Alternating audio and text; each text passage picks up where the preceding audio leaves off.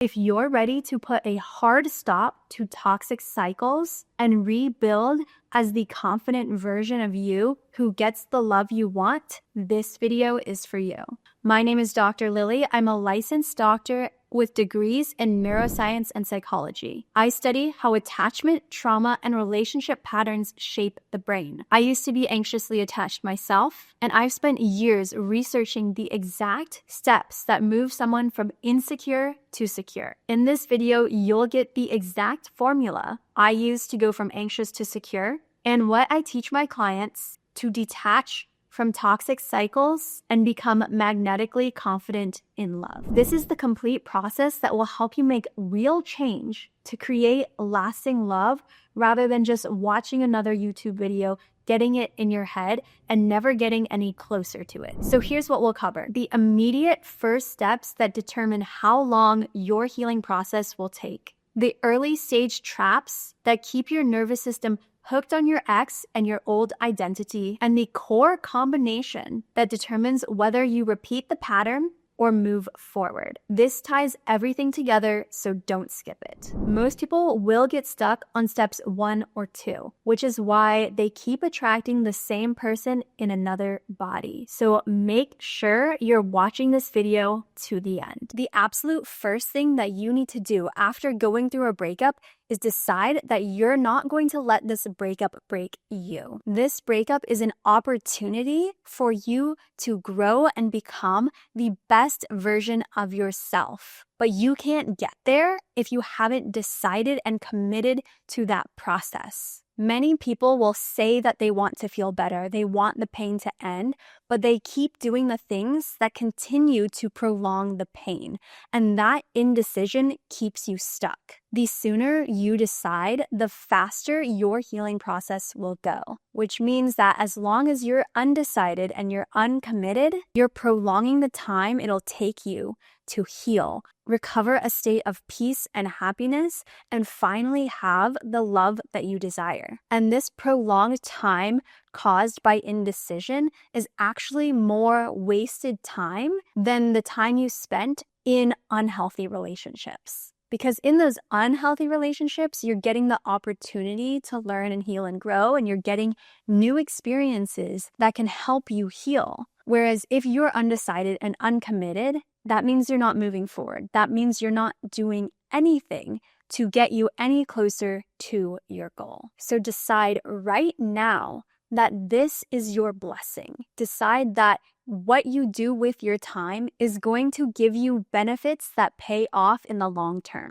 This is your time for your greatest glow up yet. So now, as you've committed and as you've decided that this is going to be your jumping off point to the best version of you, I want you to think positive and have that growth mindset, but don't do what people call toxic positivity. Toxic positivity is toxic because it ignores your true emotions, whereas true positivity, optimism, having a growth mindset acknowledges your emotions. It integrates them into the process without suppressing them, and that actually helps you heal and grow from there. Keeping that positive growth mindset allows you to get closer to what you want in a faster timeline and keeps that belief to drive you to actually get there. Toxic positivity is just another form of avoidance or suppression that keeps you stuck. Step 1 is to make the decision, commit to the decision,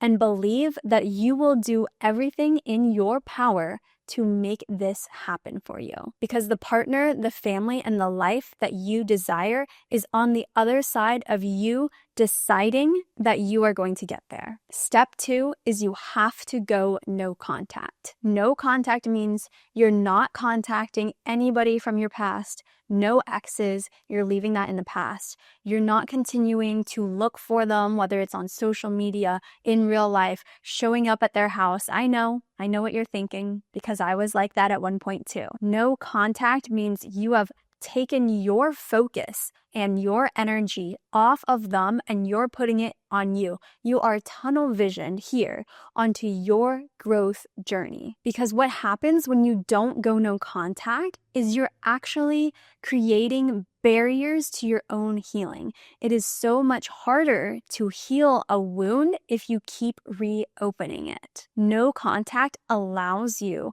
to have the space, the time, and energy to really dive into your own healing. It will expedite this time for you. No contact isn't a game. It's not manipulation to try to bring anybody back. No contact is the guideline for which you can recover yourself. I have a free no contact emergency kit. It's linked on my beacons page. It has a bunch of different things to do when you feel like you need to reach out to your ex. I also have a no contact survival guide. It walks you through every single step of the process from initiating no contact to healing now and beyond. This guide is also linked on my beacons page. I highly recommend you get it if you are just starting your journey, or if you have questions or are continuing to struggle with aspects of no contact, or you feel like it's just not working for you.